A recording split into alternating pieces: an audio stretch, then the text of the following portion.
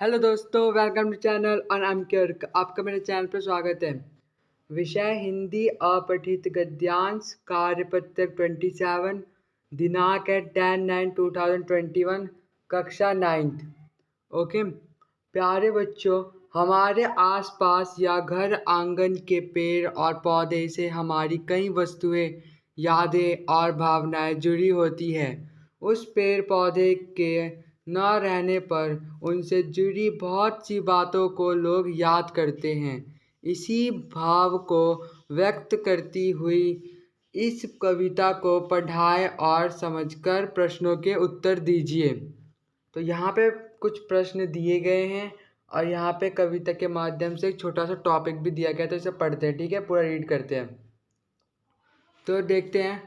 अरे कोई देखो, मेरे आंगन में कट कर गिरा मेरा नीम, गिरा मेरी सखियों का झूलना, बेटे का पलना गिरा, गिरी उसकी चिड़िया, देखो उड़ा उनका शोर, देखो एक घोंसला गिरा, देखो वे आरा ले आए कुल्हाड़ी, और रस्सा से ले आए उसे बांधने, देखो कैसे कॉपी उसकी छाया, उसकी पत्तियों की छाया जिनसे घाव मैंने पूरे, देखो कैसे कटी उसकी छाल में धसी कुल्हाड़ी की धार, मेरे गीतों में धसी मनौती की धसी, मेरे गाँव में धसी कुल्हाड़ी की धार, बेटे ने गिर लिए रुपए मेरे बेटे ने, देखो उसके बाबा ने कर लिया हिसाब, उसे ले गए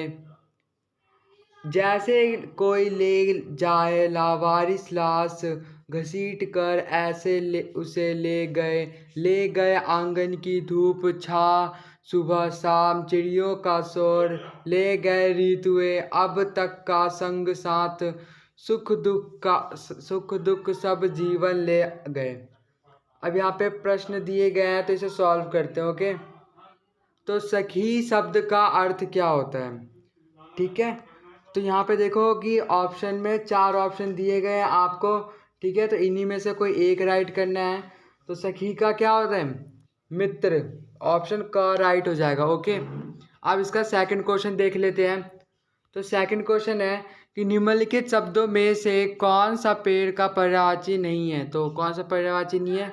वंशी, क्योंकि पेड़ मतलब पादप भी होता है, तरु और वृक्ष ये भी होता है, बट वंशी नहीं होता।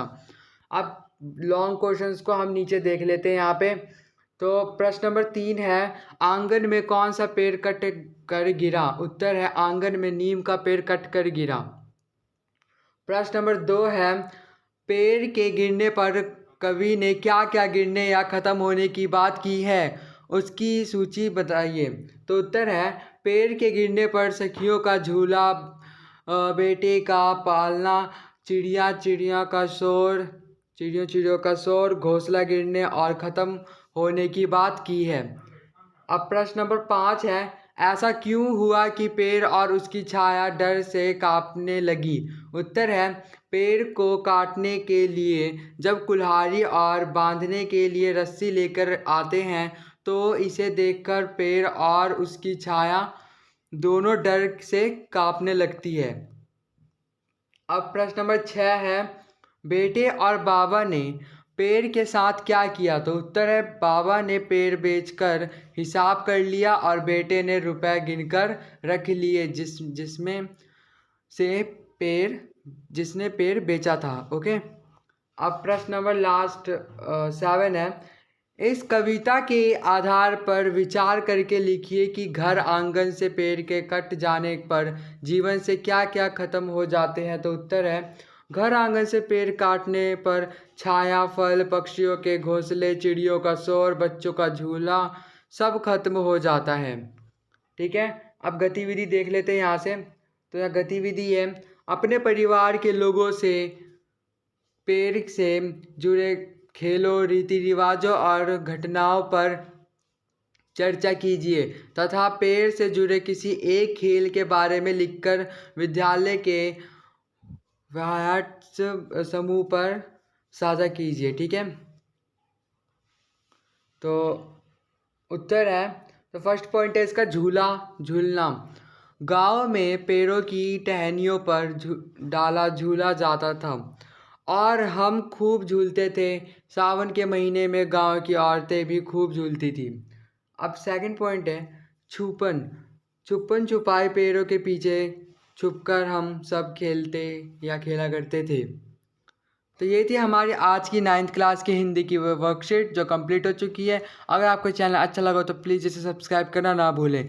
Thanks for watching.